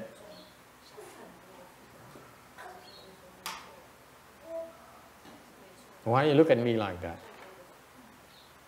This is a state secret. Đây là cái bí mật. If you agree, okay, it doesn't bother you anymore.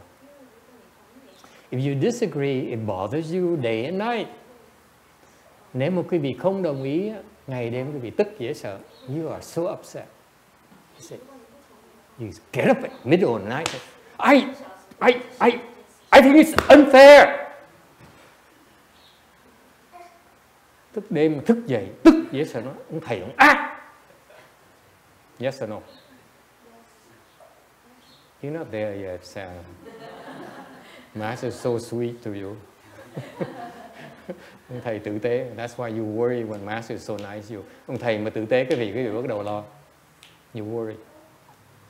If Master is evil and cruel towards you, you say, I'm doing something right. Mà ông thầy mà ác với mình ở đó là cái gì là đúng đường rồi đó. Right, Kim Đi?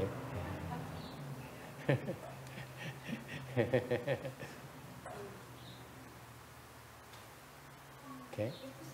And if you disagree, cái việc không đồng ý, it bothers you, you keep on thinking about it, and you say, let's quit, it doesn't make sense, let's quit. Cái bỏ cuộc, right? Let's quit. And you don't quit, and you will bring you to the point where you have no choice but drop it.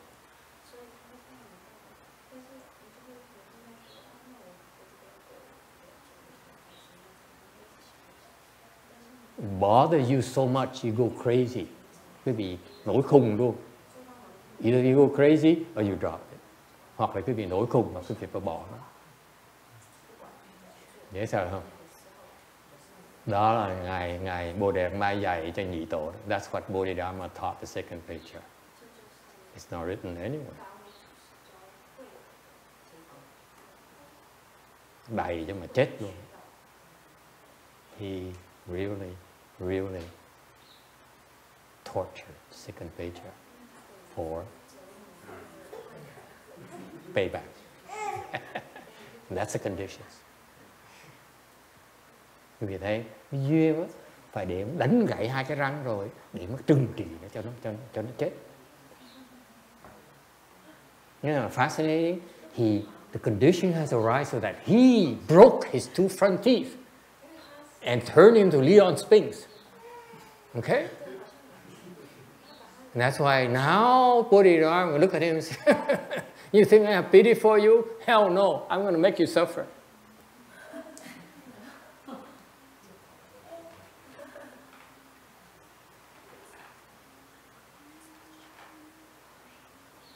And let me tell you, Shen Quang was so bothered for 9 years. Ngài Thần Quang tức dễ sợ. He's angry for 9 years. And why? Guess what? He says, if I leave, I will die. I cannot leave. Thì Thần Quang có phước ở chỗ là nếu Thần Quang bỏ đi là sẽ bị tử thần nó tới, nó đem về gặp Diêm Vương. Thành Thần Quang bỏ đi không được. That's the nature of his blessings, by the way. Shen Quang, he's knelt there for 9 years. He says, I can't take this anymore. I can't take this anymore. But let's leave. And then, they're waiting for me out there. I can't leave. That's blessings. Quý vị thấy cái phước này hay dễ sợ không? Thần Quang ở đó là sắp bộ cuộc tới nơi nó thôi. Thầy nó ác quá, mình phí thì giờ, phí cuộc đời mình. Thôi mình bỏ mình đi. Mà mới quay lại, tính đi, nhìn thì thấy con quỷ nó đứng đợi, tử thần nó đứng đợi bên cạnh. Mình ra khỏi cửa, nó chụp cổ mình ngay lập tức. Cái phước nó không cho phép đi. His blessings, nature of his blessings, he's not allowed to leave. He cannot leave.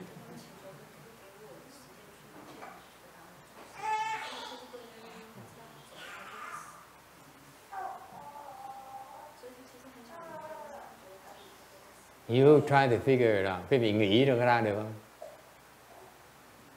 không? Can you figure it out? Can you reason it out? Quý vị có thể tính nó được không?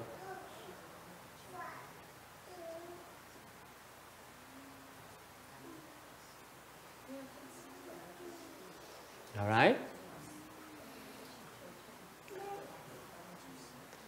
Any questions? 3 more minutes. Còn 3 phút nữa. Yes, sir. Having blessings doesn't necessarily mean everything's going to be nice and wonderful. Could mean that the blessings are to arrange the conditions for you to go to life. Those conditions might be. It depends where you are. He says, the question is, his statement is that having blessing doesn't mean that things are nice and fluid for you. And I say, it depends where you are.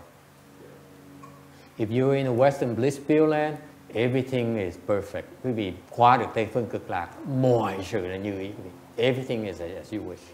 Everything. That's your blessing. Phước quý vị nó như vậy.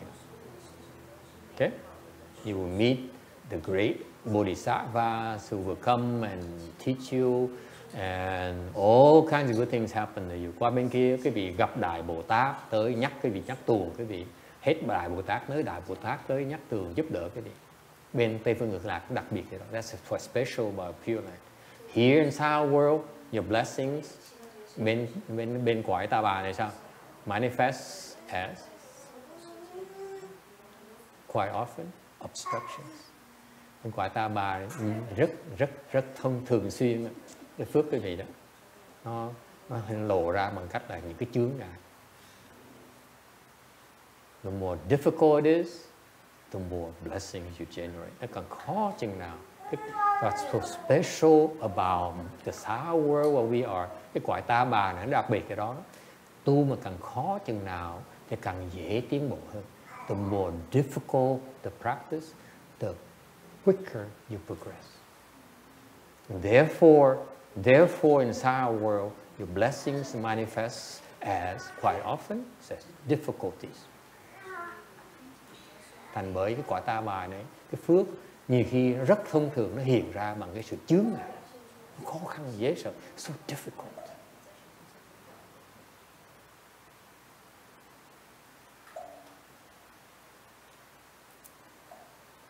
All right? And that's what happened to the 6th Patriarch. Đó là cái duyên của ngài nhị tổ. Nó khó. Had to kneel there for 9 years for someone who's educated, revered. Một cái người mà suốt đời đó là được người ta tôn sùng, người ta tôn trọng, thiên thần tới cúng hương thú hoa. He spoke the Dharma, explained the Sutra. The heavenly beings came down and rained flowers upon the whole Buddha hall. Giảng kinh mà thiên thần quay xuống mà rải hoa khắp tất cả Phật điện. Khiếp không?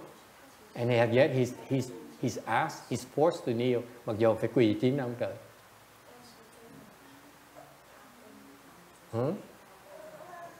Or the 5th Patriarch, hoặc là ngũ tổ.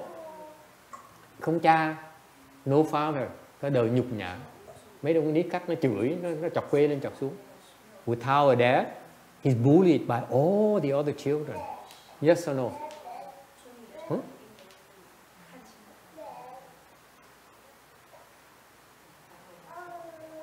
No money, không có tiền. Okay.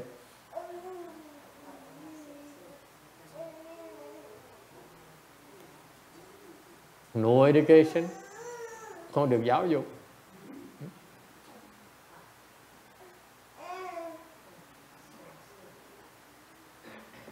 Probably the only boy in the whole temple. That's why they all abused him. It's not like today, nowadays, we look kindly upon infants and children. Back then, they got abused. Khó vậy sao? Cái hoàn cảnh nó khó thì tu mới đắc đạo được. You need difficulties for you to accomplish the way. That's a common thread. Đó là cái sự, đó cái bản tính chung của tất cả sự thành công của vị tổ này. Nó khó, it's very difficult for them. Khó khăn dễ sợ. It's never easy for them. Không có ông tổ nào mà dễ dàng nữa. Okay. Bodhidharma couldn't speak Chinese. Bodhidharma không nói tiếng Tàu được. 2nd Patriarch, nhị tổ, what? He had to pretend to be crazy because they're trying to kill him. Phải giả điên. Eventually he was killed, sau khi bị giết. 3rd Patriarch, leper. Thứ ba là cùi hủi. Right? What's 4th Patriarch? Thứ tư là sao? I forgot already.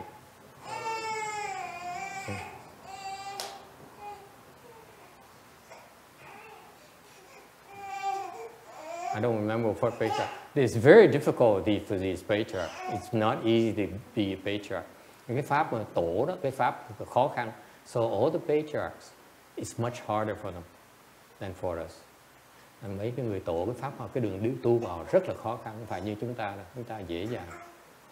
We shelter. All right, we stop here today. Chúng ta ngừng lại đây. Next time we start on slide 131. Tuần sau sẽ bắt đầu tới tấm 131. Thanks for coming.